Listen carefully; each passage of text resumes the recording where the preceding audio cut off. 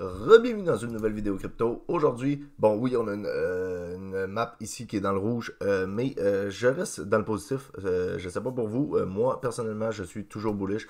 Aujourd'hui, on va aller voir seulement trois graphiques, mais trois graphiques qui nous montrent la même direction.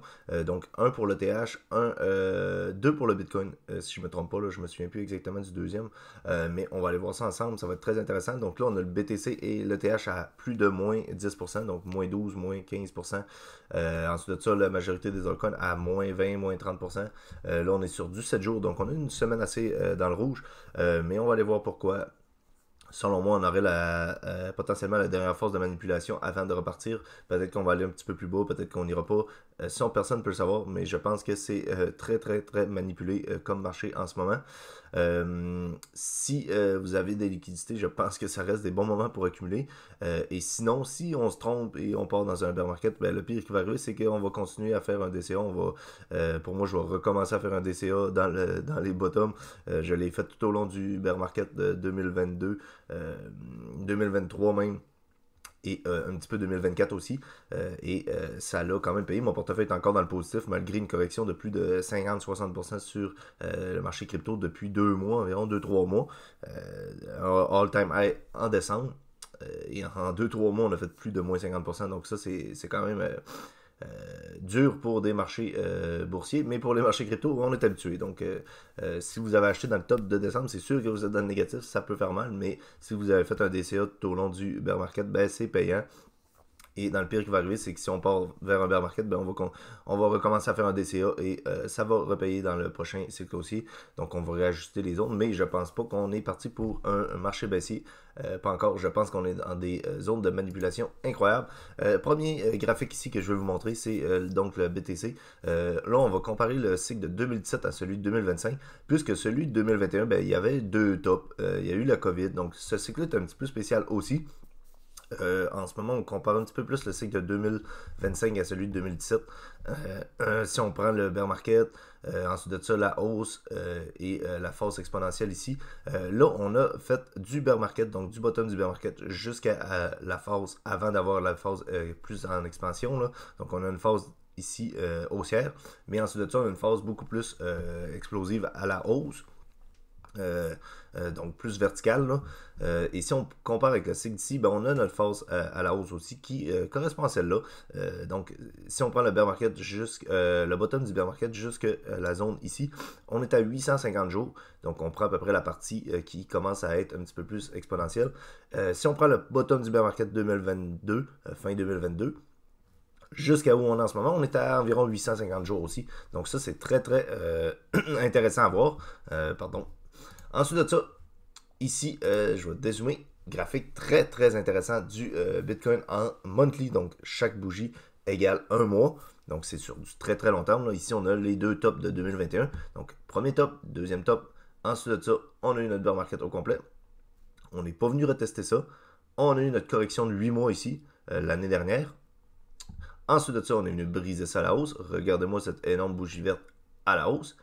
Pendant qu'on était ici, moi j'avais regardé un petit peu ces graphiques-là et ce qui m'inquiétait un petit peu, c'est qu'on n'était pas venu retester la zone ici, donc en tant que résistance, donc cette trendline haussière-là, avec la première touche, deuxième touche, et là on prend les clôtures et non les mèches. Donc clôture de bougie ici, clôture de bougie ici, ça nous donne ici. Et là, on est venu retester exactement ces zones-là. On a fait des bougies de liquidation à la baisse, et en général, ces bougies-là ces mèches-là sont toujours présentes là. Comme lorsqu'on est venu ici, ben, on est venu chercher des liquidités en haut. Ensuite de ça, on est venu retester ça pour encore une fois aller chercher des liquidités plus haut. Et ensuite de ça, se faire rejeter. Donc, après avoir fait ces grosses mèches-là, ben, regardez la tendance baissière qu'on a eue. Et là, on est à l'inverse. Donc, là, on a une grosse tendance haussière. Ici, correction, on brise ça à la hausse, on vient retester ça. On a des grosses mèches de liquidation à la baisse, venir chercher les liquidités sous cette trendline-là. Et ensuite de ça, ben, on aurait notre explosion à la hausse. Donc, évidemment qu'on n'aura pas une si grosse impulsion qu'ici, mais pourquoi pas aller chercher les 100, 125, 150, pourquoi pas 200 si on ne le sait pas, mais avoir notre deuxième jambe haussière ici, qui poursuivrait cette jambe haussière ici après avoir brisé cette trendline-là à la hausse, venu la retester et boum, on repartirait. Donc ça, très très intéressant à constater comme graphique. Et le dernier graphique que je vais vous montrer, c'est l'accumulation de Wyckoff. Donc Wyckoff, j'en avais déjà parlé, si je ne me trompe pas, là, en fait, je suis pas mal sûr, j'en avais déjà parlé. On avait regardé ça avec le BTC, je pense, v'là peut-être 1 ou 2 ans. Mais là, on l'aurait sur ETH. Donc, ce graphique-là de Wyckoff nous montre quoi? Ben, nous montre une tendance ici qui est plutôt stagnante. Là. Donc, on a un canal latéral là, et on vient chercher les liquidités en haut, en bas. Ensuite de ça, on vient rechercher les liquidités en bas, encore plus bas que le dernier, avant d'avoir une phase haussière. Donc là, qu'est-ce qu'on a eu? Ben, avant d'avoir d'intégrer ce genre de canal-là, on a toujours une tendance avant. Et là, on a notre tendance haussière avant. Ensuite de ça, on vient chercher le haut du canal pour former notre canal. On vient chercher le bas avec des clôtures pratiquement sur cette zone de canal-là. Et on a les liquidités qui viennent être cherchées donc sous cette trendline-là. Ensuite de ça, on va chercher les liquidités en haut. Là, ici, si je me trompe pas, on était venu chercher les liquidités en haut là, mais il faudrait regarder là. Mais en tout cas, on a un genre de double top, mais je pense qu'on était venu chercher les liquidités ici. Pour ensuite de ça, venir rechercher les liquidités en bas. Donc, on vient faire des plus bas que ça ici, avec une clôture en dehors de ce canal ici. Et c'est ça qui est intéressant, c'est que c'est un genre de manipulation ici où on a vraiment des clôtures sous cette zone de canal-là où on vient faire peur aux investisseurs puisque les gens veulent vraiment avoir des clôtures à l'intérieur de ça. Et ensuite de ça, on fait des clôtures à l'extérieur. Donc là, les gens se mettent à shorter, vendent leurs actifs. Et là, c'est où que les baleines rachètent? Ben, c'est exactement ici. On appelle ça la zone de spring, donc sous le canal aussi. Ben en fait, c'est pas un canal haussier, ça, c'est un canal latéral, là, mais on a la zone de spring ici. Ensuite de ça, on viendrait réintégrer ça, retest ça, et ensuite de ça, on pourrait repartir à la hausse. On latéraliserait un petit peu sous ça, mais on aurait notre zone de breakout ici. Donc là, les mois, on ne sait pas, ça peut être très rapide, ça peut être très lent, ça peut être en fin d'année qu'on aurait ça. Et je pense que ça va être la zone où on va avoir l'expansion de TH vers les 5, 6, 7, 8 000. Bon, peut-être un petit peu plus, on ne sait pas. Mais je pense que c'est à partir d'ici qu'on va avoir la dernière phase haussière pour ETH et ça va être très explosif avec les altcoins en plus de ça. Donc on attend juste que ETH pète et les altcoins vont suivre. Ça c'est sûr et certain parce que le BTC a pris toute la dominance depuis très très longtemps.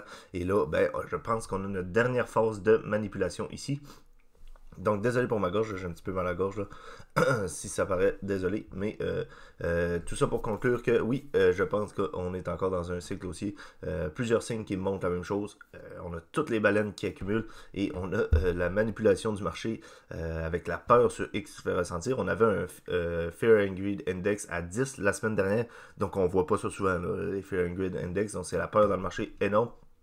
Et à chaque fois qu'on a des peurs énormes comme ça dans le marché, un Twitter qui est aussi négatif, avec des signes qui nous montrent que les baleines accumulent et des graphiques comme ça, ben, on a des explosions qui suivent dans les mois à venir. Donc, je reste bullish, je ne sais pas pour vous, mais je pense que ça reste des bonnes zones d'accumulation comme je l'ai dit au début. Et dans le pire des pires, ben, si on part à la baisse, pourquoi pas faire un DCA pour s'assurer de ne pas tout mettre maintenant et on va plus bas, bon peu importe, blablabla, vous avez compris. Faites vos recherches aussi.